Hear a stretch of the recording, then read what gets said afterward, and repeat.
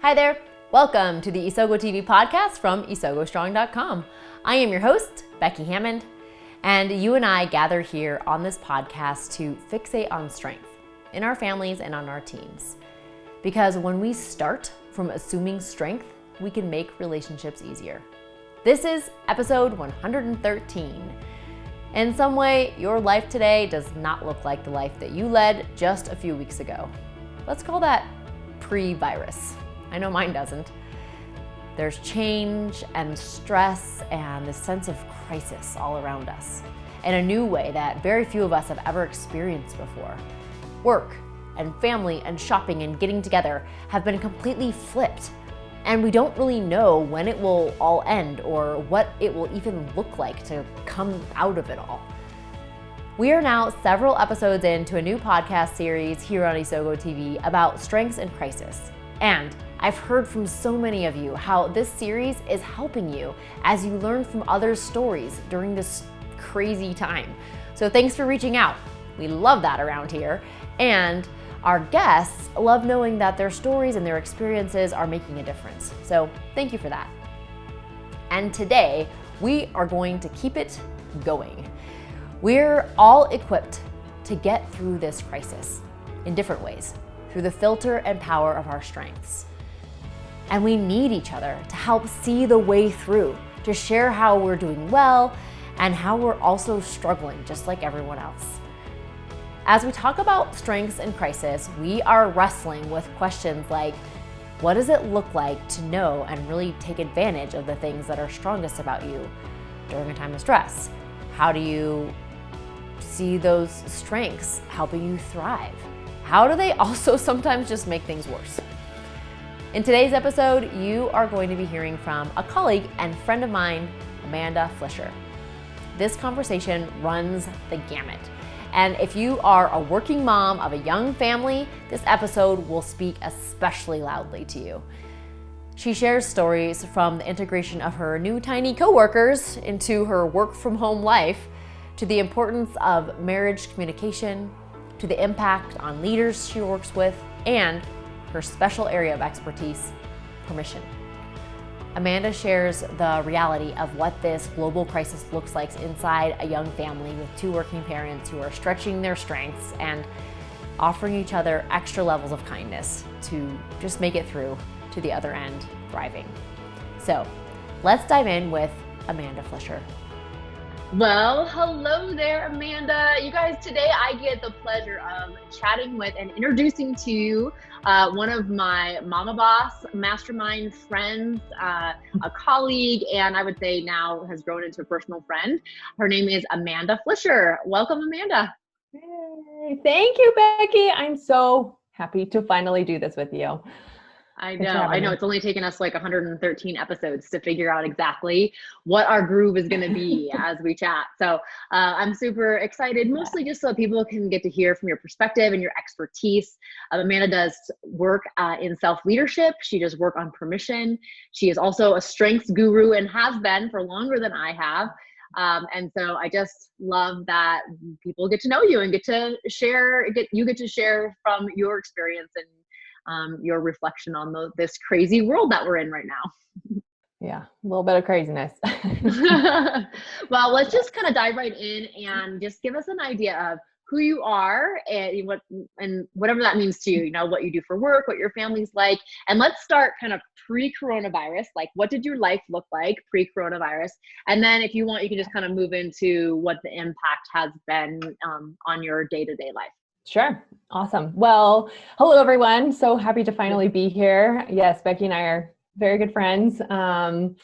We have kindred spirits. We love seeing each other when we can outside of here in workspaces and all kind of stuff. So again, thank you for having me. So like Becky said, I'm a self-leadership coach. And what that means is I help people understand who they are and apply it to what they do, both personally and professionally. I've been in the leadership development space, if you will, for almost 10 years now. I have been working with StrengthsFinder, especially, now it's 10 years almost.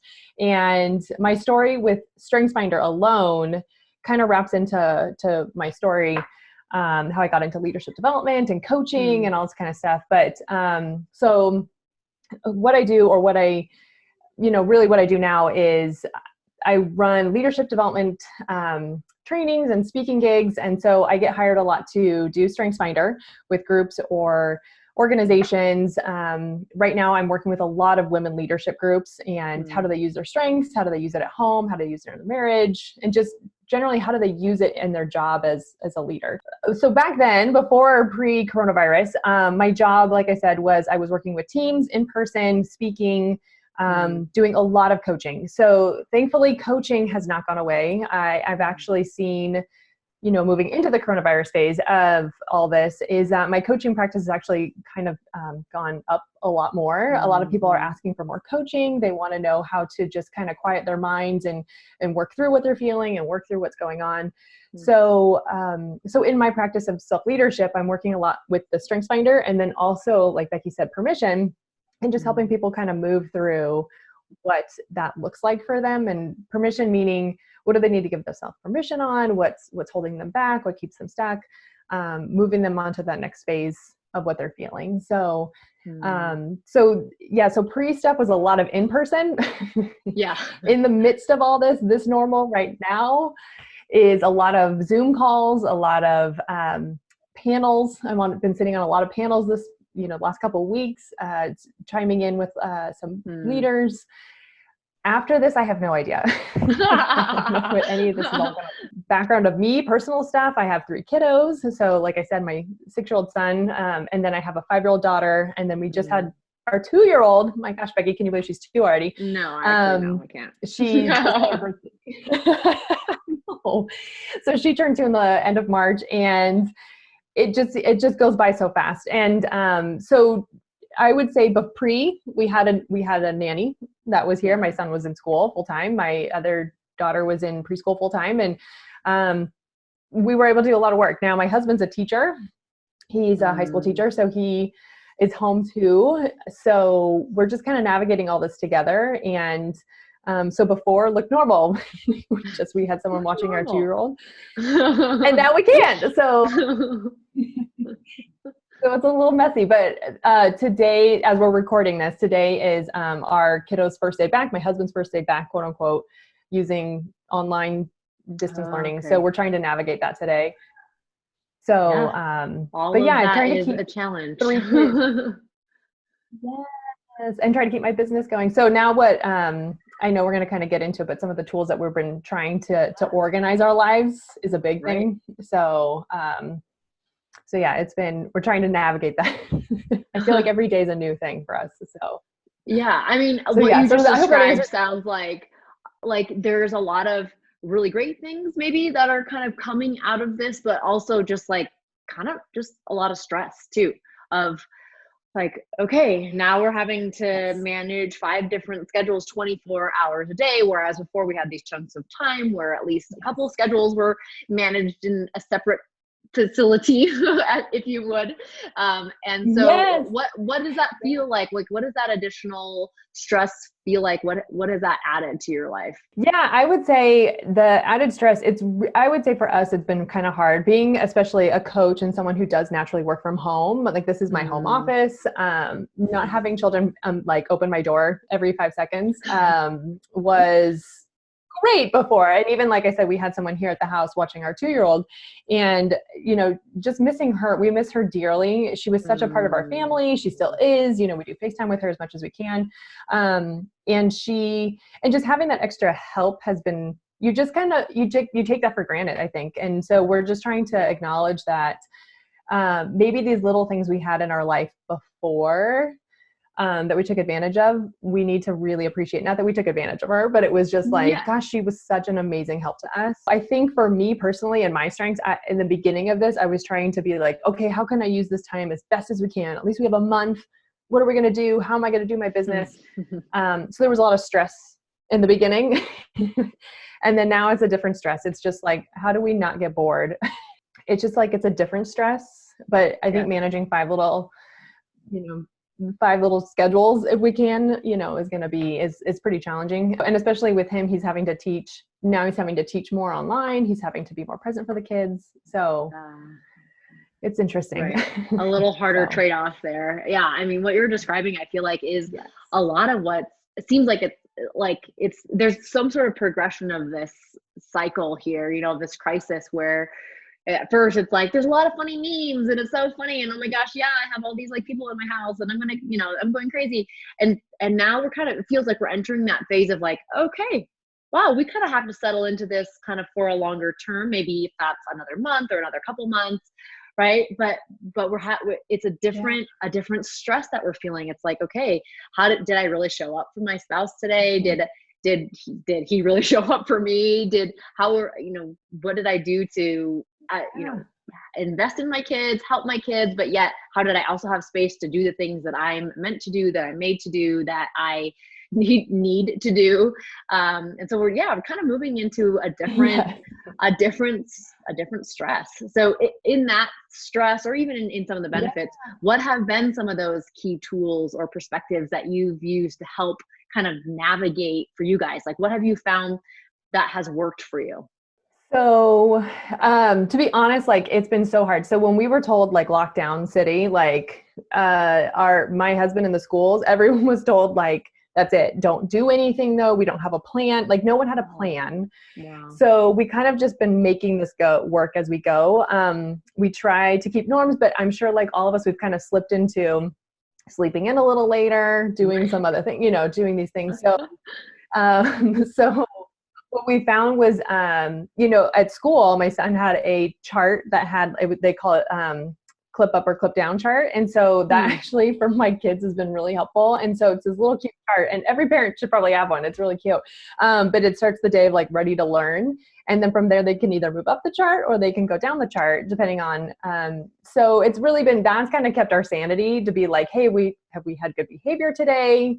To kind of keep the kids still engaged. Cause I'm not kidding, Becky, we could have feral children really fast here if we just let them go. Like they would just run amok and probably take over the house while Matt and I are trying to manage our careers here. So so just kind of keeping some kind of normalcy a little bit that they had in school. Thankfully, our teachers are checking in on Zoom, so we're trying to manage that and checking with our teachers. So those are kind of little tiny tools. Also, we got a master calendar, just to write up like, okay, what calls do you have? What calls do we have? Which ones can the kids interrupt us on? That doesn't matter, some kind of like, so we could physically see it, kind of thing. But just, I would say the biggest tool that I'm noticing the most for me and him is that communication. Just communication and just over communicating to each other, saying, hey, this is how I'm feeling. I need a break. I need to go drive around in the car. I need a cup of coffee. Do you need to go run with the dog? Like I just think that's the ultimate tool we all need to be using, is over communicate how we're feeling and what's going on and be truthful. We're not, and we haven't fought. Like I'm surprised. Like our marriage has been wonderful during this time. There's been times though where I'm like, okay, I need a break. Because it's about communicating, but then it's also about reciprocating. Like it can't just be like, I'm gonna communicate and vomit all over you, and the other person's like, well, that didn't feel good, right? Absolutely. So it's like there's this, I'm accepting what you're saying as well, and I'm accepting that you might be feeling that way even though I'm not. And that can be challenging, and especially if you are in a relationship where this isn't the norm. One, it's not the norm that we spend this much time together, period, right? For the most part. But also if it's not the norm that you over communicate, right? I mean, that can be a harder thing to do. Yeah.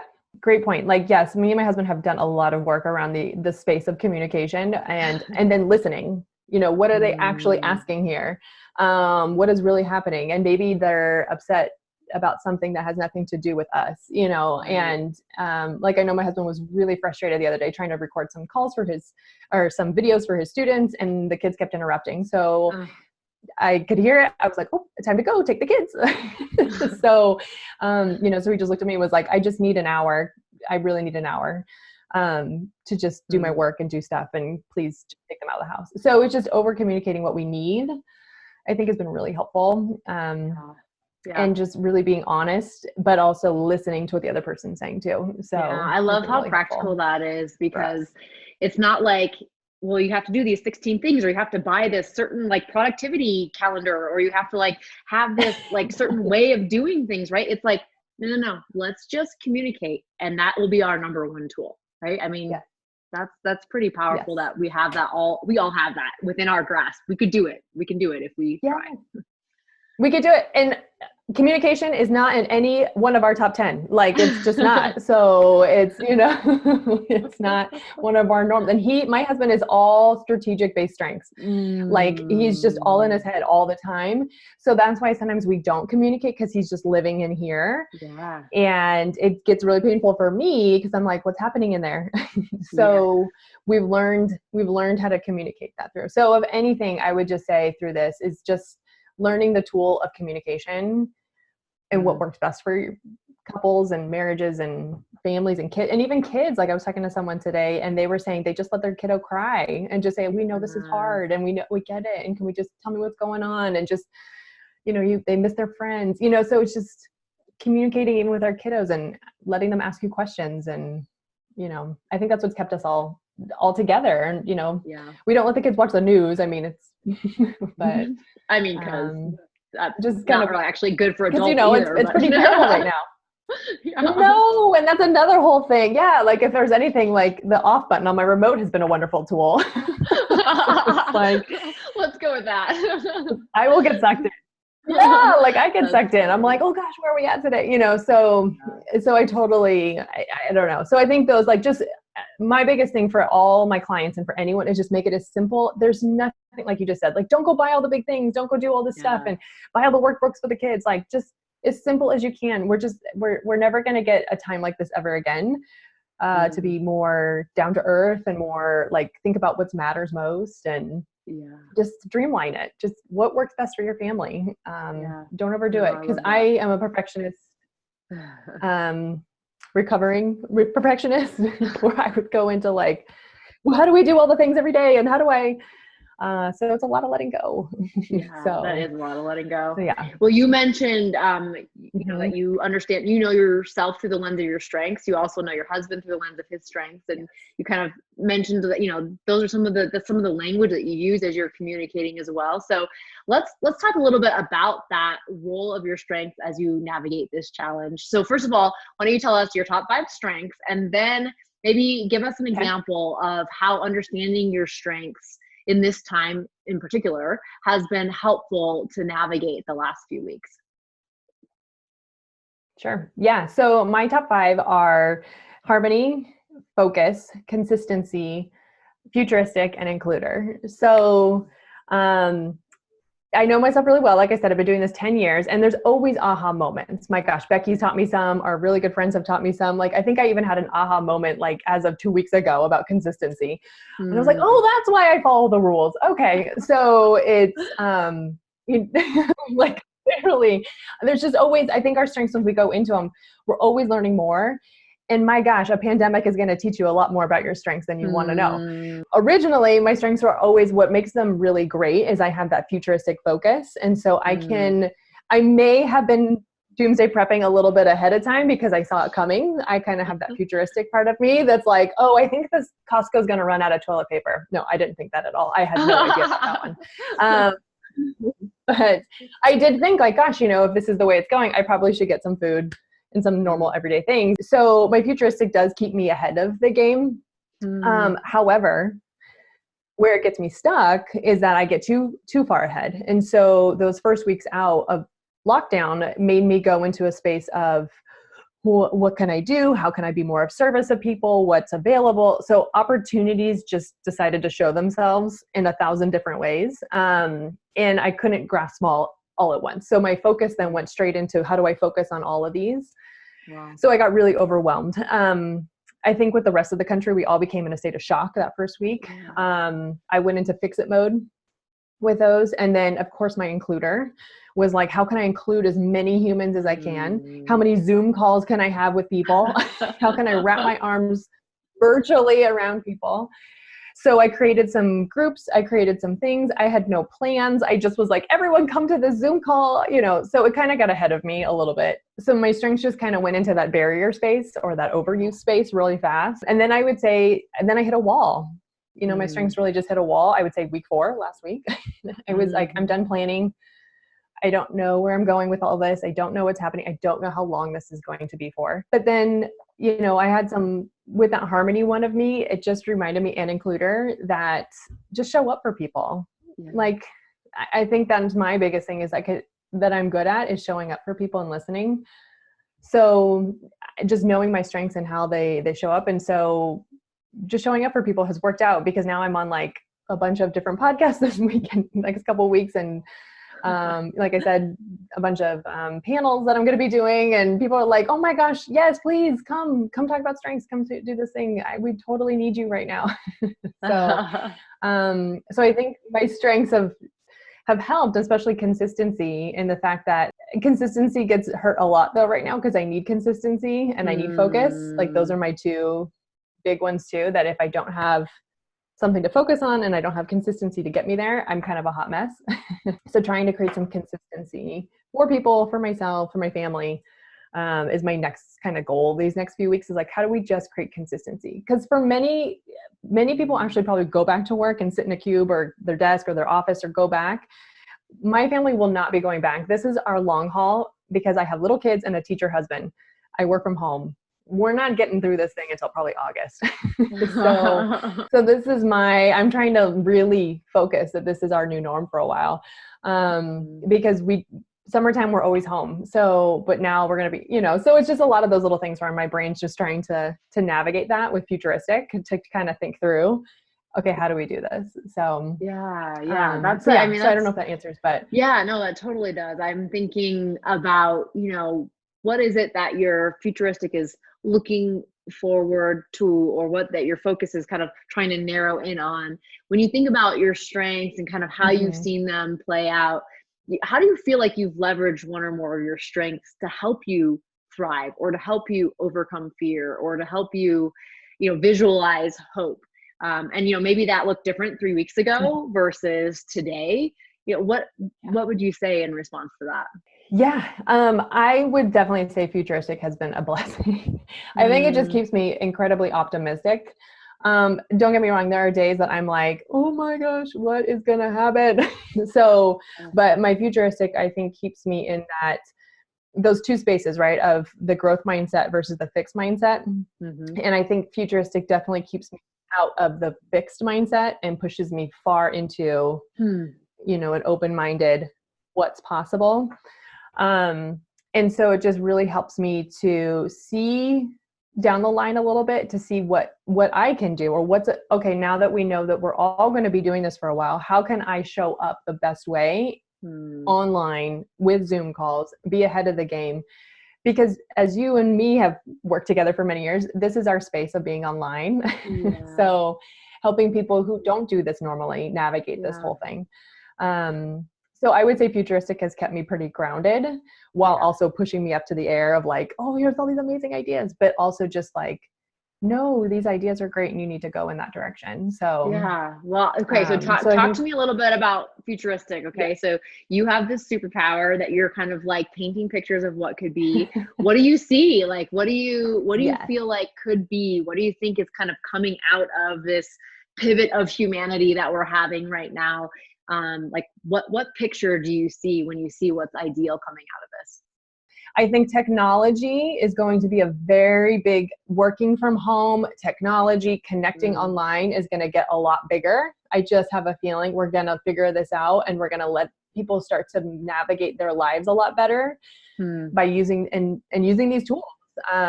Because work-life balance is not a real thing. We know this word balance is not, but work-life choices, like how we want to do it and when we want to do it, I think is going to become more. And now we're starting, because we literally been gifted the time to figure it out. Yeah. It just stinks that we're also been gifted the time of being a teacher on top of it. And, so it just, I think that we'll get more space. I also believe that companies and organizations will probably allow their employees to figure that out too. Like, I think a lot more trust, and like, this is my hope, is that organizations will start to trust their people more and let them figure this out and what works best for them. Because studies have shown that when people feel they're trusted by their organization, they're far more willing to work harder. So I just kind of feel that. I also feel that because technology will become such a force for our work, that we'll disconnect better. We'll know to let go and be with family and like leave the phones at the door, leave our computers at the door. I kind of feel like that's what we're going to gravitate towards, because we're staring at this thing all day, and then we're going to want to connect with our people again. I mean, I know for me, I'm like, I just can't wait to hug everyone. My gluters, like, I just want to put my arms around everyone. And I just think that maybe we'll gift ourselves that time, because we have taken it for granted of being in community with people, because we're so addicted to our phones and our, social media accounts and all this stuff. I just feel like we'll let that.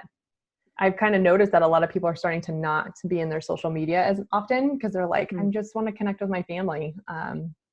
So that's my kind of like futuristic. Yes, there's a vision. So. I love that. And I haven't heard anyone else say that. Of course, technology, we kind of feel like, okay, yeah, it's going to have more of a role. Maybe that's going to be a good thing. Maybe it's not. But I love that you're seeing a way forward, that because our technology is more of our lives, it's actually not more of our lives, if that makes sense. Like it is like a part of our everyday life. So therefore we feel more like, I just want to get off of this thing. I've the last time we were on some sort of a Zoom call, I noticed that like 6 of the 8 people had those blue light glasses on, those like computer glasses where it makes it so that you don't hit the glare and all that. You have those? Yes. See? Yes, those. Yes. Because our minds and our eyes are going crazy, right? So like, if we are in a world where this is what we're doing most of the time, then maybe exactly what you're saying is right. That we might say, okay, I got to unplug, because I want to actually be with people that don't hurt my eyes when I look at them, and so, yeah, I love that. Yes. Yeah. Okay. And I'm hoping, and I just feel like we'll get out more. We'll be with people. Yeah. Yes. I mean, I think at least for a while, and I think that's one of the things that, you and I have talked about before, is like, how do we hold on to some of the good elements of this? And you've been describing some of them, which is like, I just have this thirst to be with people. I have this desire to connect with people physically. I think we have undervalued as humanity what it feels like, and what the need is to have a hug, or to just say hello in person. Have that like face to face that's not over a screen, doesn't have a 2-second delay on it or whatever, that you can hear without any sort of technological problems. So I think there are some things that we're gonna hold on to if we make a concerted effort to do it, because I do think it could also easily we could let it revert back, or let technology take over our lives instead, and say, oh, actually, I guess I don't need people. I don't need to be around people. I can just do everything like this. Well, no, then humanity is going to be missing out on something real. Yes. Yeah. And that's the big thing, is that we need to harness what technology is, so that like it can help us connect more, but in a more humanity way. Humane way. There we go. I was like, so yeah, it's, I don't know. For me, and maybe it is Megan Kluter, but I know so many people who, like, even my husband, who has more strategic, he's just craving being with his best friends. Like, just being in person and being in community with people again is something that we're going to crave. And I just think, work-life balance kind of thing, like if we can figure that out as a whole, we will be much more connected as a people, to be with our people that matter, so I that's my hope, and that's my big dreamy hope.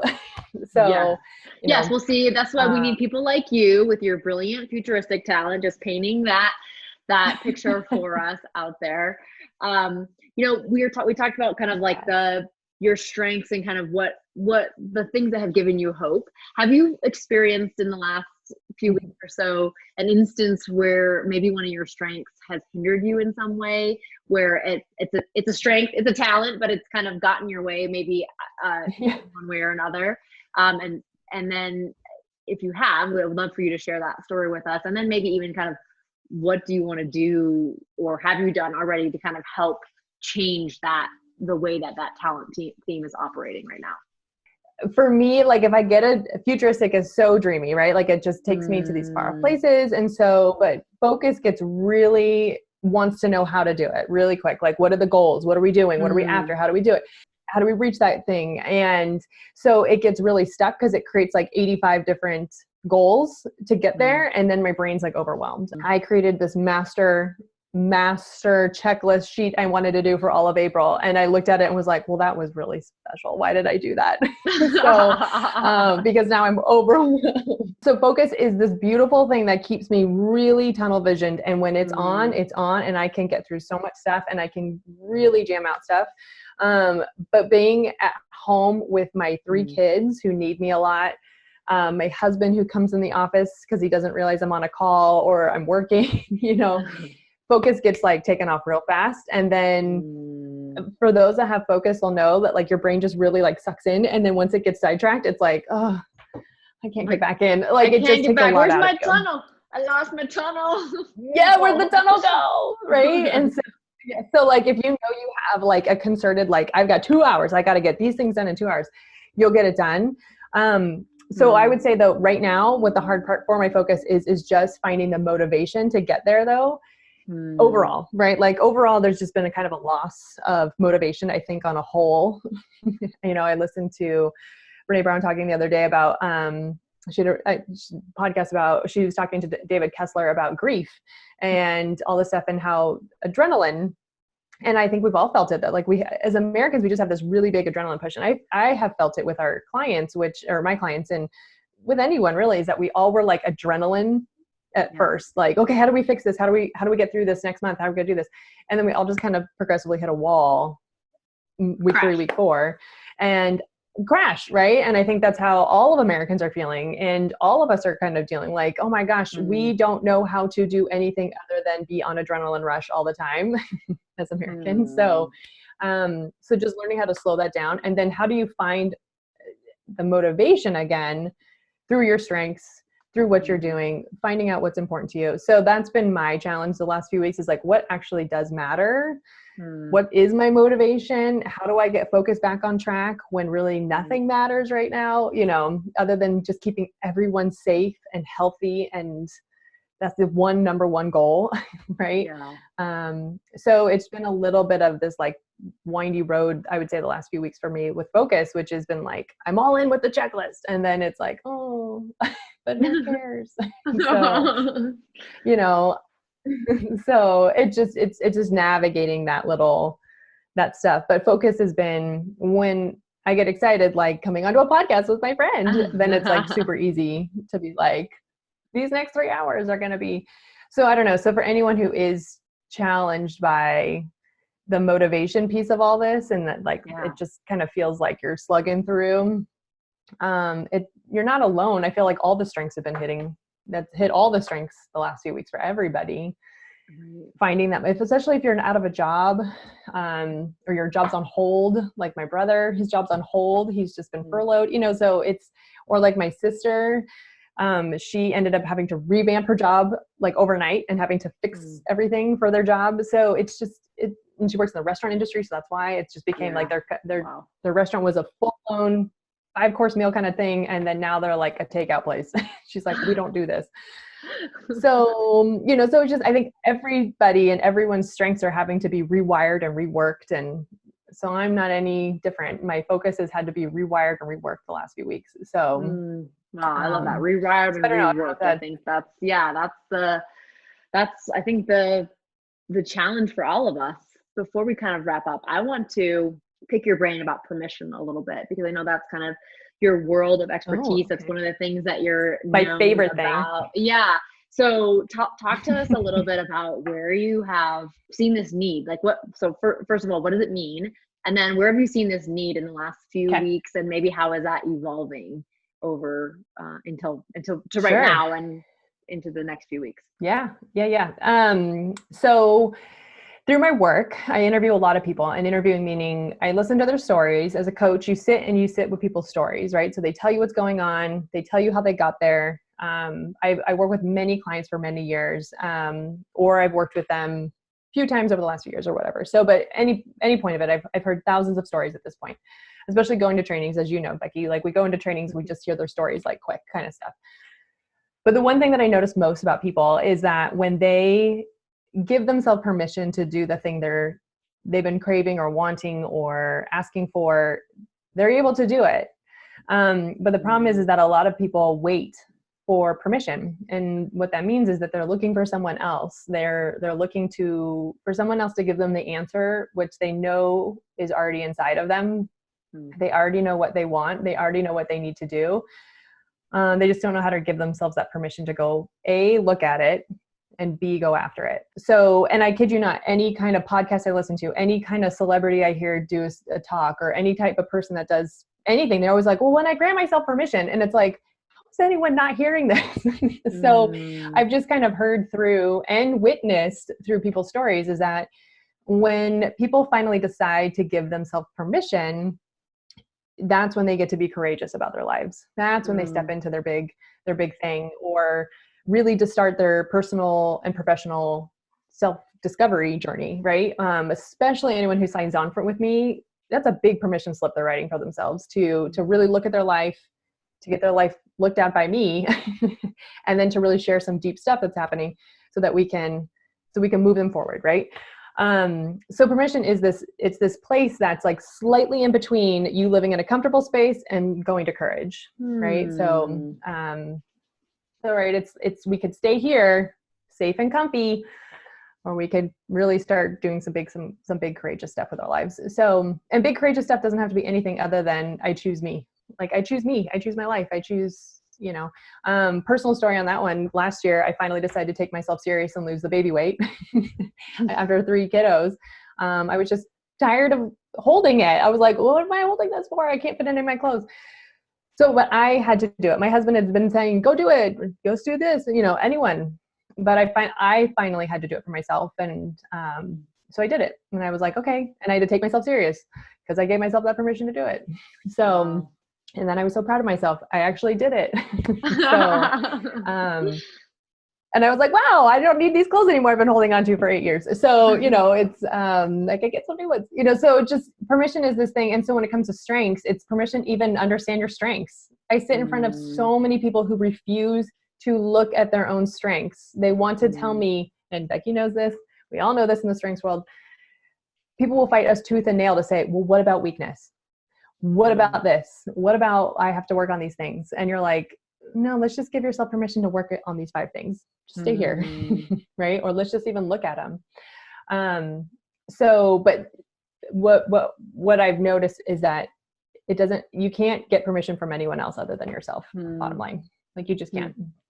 How have you seen this like showing up in this crisis? Like, do you think people need to give themselves permission to work harder, to do less, to do more, I don't know. What do you think? How do you feel like that's kind of bubbling up, especially as we're now on, week 4 or more of really having a major change in our lives?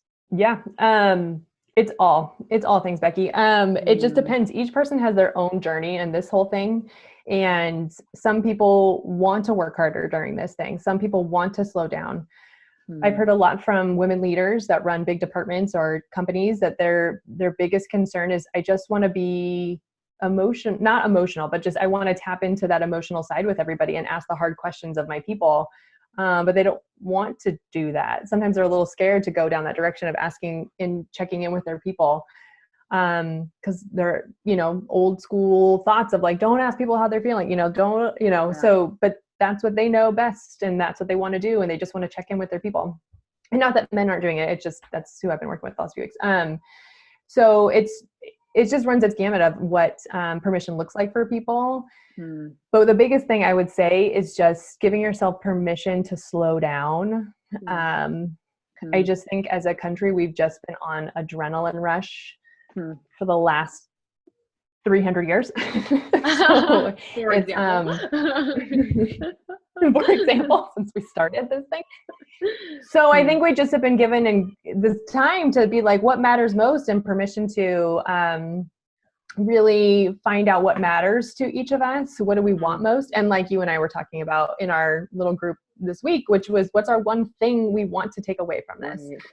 Wow. That is really powerful to have a construct. It's kind of like, a kind construct to filter all your thoughts and your processes and your family and your situation through that, can give you some freedom. I think it seems like is what you're saying. It's like it can give you freedom to give yourself permission, and then that freedom looses you to do less or do more or whatever it is that you're trying to get over by not having given yourself permission, or basically being too hard on yourself at that point. Yeah, definitely. And I will say the permission that we're talking about is that place that you're talking about, the freedom. Like after you give yourself permission to do it, you feel a sense of freedom and excitement and relief, versus when people give themselves permission the wrong way, like this is hard, I'm going to go numb with alcohol. That's not what we're talking about. You know, or go shopping online and buy everything they can. That's not what we're talking. The permission slip that way is not what we're talking about. That's another whole, and you know the difference. You know that everyone knows the difference between the two permissions. It's not, you know, it's the, let's go jump on this crazy idea and then regret it 5 minutes later versus I'm giving myself permission to, to really look at something, and I'm the only one that's going to be able to do it. Both are very vulnerable, but one's always going to lead to freedom. The other one's going to lead to something else that just doesn't feel good. And it's just going to perpetuate the problem. Yeah. So yeah, I just always have to make sure people understand there's two, but one's going to lead you to the ultimate freedom that you're looking for. But only you know what that is. So yeah. So yeah. All right. So if we're wrapping up and we're in this world of communication and permission and strengths and just kind of what it's like to move into kind of part 2 of a world pandemic, a world crisis, what encouragement or advice would you give to somebody who's feeling overwhelmed right now, who's still kind of in that place of like, whew, I'm having a hard time figuring out which way's up? What would you say to them? So big thing is, I'm obviously positive psychology. We love positive psychology. We love all these things. So it's the little things that you can control in your day-to-day stuff, right? Like we don't know when people are going to get back to work. We don't know when the next paycheck's coming. We don't know these things. And I immensely feel terrible for those that are in these positions, right? Where they are stuck and they're having these things happen. But it's looking to what you can control. What can you be grateful for? What are the opportunities you can give back? If you are a person that has abundance coming to you in this time, where can you give back? What is possible for you? Is there someone in your community that you can reach out for? I mean, gosh, I've reached out to all my neighbors. Our neighborhood is actually an older neighborhood. We've moved into a lot of original owners. And so we've kind of have this email chain going of who needs, you know, for us young kids that are, you know, here, that what can we do when we go to Costco or to whatever? So making sure they're all taken care of. Just little things that you can control and do, because that gets control back in your life, right? By you giving over, by being of service to doing things for other people, puts you back in control of your life versus letting all this just fall away. You know, I've seen some amazing things of people who are usually, like I said, growth fixed mindset. Usually people who've been actually in a fixed mindset their whole life, all of a sudden this space of time has given them a growth mindset. They're like, what can I do? And how can I put my strengths to use? And my gosh. And so one person in particular has just kind of been, you know, they were able to create some really cool things for their neighborhood and people and just really fun activities. And it's like, how did that happen? And they were like, well, because I love my neighborhood and we usually see each other when we can't see each other anymore. So just little things that I think we can put into place to put you back in control of your life. Because ultimately each of us are put on this planet to lead our own lives, to use our gifts, to look at our gifts, to work those gifts, right? Strengths is one way through. And that's our job, is to figure this out. And if we don't do it now in a time of service, I don't know when we would do it. So yeah. So I just, cool. Right. Yeah, no, I love that. So that's it. I mean, and focus on those things that you can control, that you, and it's not just like, well, I can control like what I eat for breakfast, or, you know, it's like looking out beyond ourselves and maybe even beyond our Beyond families yourself. to say, what are those things, ways I can give back and be grateful, and allow that to add meaning and purpose back into our lives, instead of that sense of overwhelm that we are legitimately feeling. Yeah. I mean, there's so many success stories. If we just look at recession wise, like so many success stories that came out of the 2008 recession that are now huge examples of what's possible, right? Where they took that really painful spot and now, oh my gosh, there's so many like things that they were able to do. But it's because they took their strengths to the growth mindset versus a fixed mindset, just only accepting what's in here. And that's that permission piece of like, don't accept only what's right here, what's in front of you. Start using your strengths in a new way, and look at your strengths in a new light of like, what can I use these for? How can these be changed in a whole different way that I never got to use pre-COVID-19, right? Pre-crisis, world crisis. Pre-crisis, because then again, we're going to go back to another one after this. Like this is, I feel like stage 2 of like all this. Like it's just, we got lots of stages to come, and it's ever changing. So what can you do, and how can you be of service to others and to yourself, and take care of yourself, and take care of that family at home and yourself at home and your mental state. So yeah, all those things. I'm just a really big proponent of like your own self-leadership, of taking care of your life so you can help others. And so cool. Well, thank you, Amanda. Thanks for sharing your story, for being willing to kind of come as you, and sharing the ways that your strengths are working well in crisis, and some of the ways that you're tweaking them so that they can work better for you and create that future that you painted, the beautiful picture of future that you've painted for us, and helping us all to give ourselves a little bit of a break, to give ourselves permission to feel, to do the next thing, to slow down, to really reflect, and to think about what we do want our lives to look like in the next phase of this, however many phases there might be ahead. So thanks for coming on and for chatting. I've been looking forward to this for a long time, and glad that we finally got to meet face to face, or whatever this is called, Zoom to Zoom. Thank you, Becky. Oh my gosh. Thank you for having me on, and thanks for the awesome chat. I love it. Wow. What a breath of wisdom and good old-fashioned experience Amanda shares with us. So here's what I keep coming back to from our conversation: communication.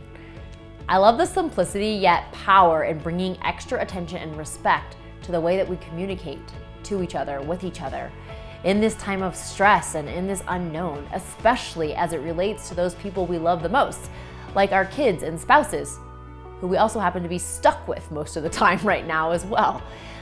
Amanda Flisher is a thoughtful, engaging facilitator and gets some of the most glowing reviews from her one-on-one coaching clients that I have ever seen. If you are interested in taking control of your thoughts, your decisions, and your life, she is the coach for you. You can connect with Amanda at her website, amandaflisher.com, to sign up for her always encouraging and thoughtful Friday newsletter. Or you can connect with her over on Instagram at Amanda Flisher. For both the website and Instagram, that's Amanda Flisher, Flisher. In the coming episodes, we are going to continue to hear from some amazing business owners, healthcare leaders, coaches, and friends as they share their perspectives and their stories about living through strengths in crisis. And since the goal of this series is to help each other, let's connect over on Instagram to share how you've seen strengths show up in crisis. Tag me or direct message me with your story or your idea. On Instagram, you can find me at Isogo Strong, and on LinkedIn, I'm myself, Becky Hammond. Also, if you're curious about what it might look like to feel more thriving in this global craze through the lens of your own strengths, I'd love to help give you a jump start as your virtual coach. It's super easy to start, and since you're here today, I'd love to give you $5 off the Strength Startup Virtual Coach Kickstarter, which makes it under $20. In this email coaching series from me, you'll get insights into your talents and strengths, as well as some action that you can take to make relationships easier around you, in stress and beyond. So if you go over to isogostrong.com/strengthsstartup, you can check it out. Use the code VirtualCoach5 for $5 off. I'd be honored to get a chance to get to know you and your strengths. Because you and your strengths, they have the power to make a ripple effect in your family, on your team, and then ultimately across the entire world. We can feel that now more than ever. The world needs your strengths. So learn them, love them, and live them in your own circles of influence. Until next time on Isogo TV.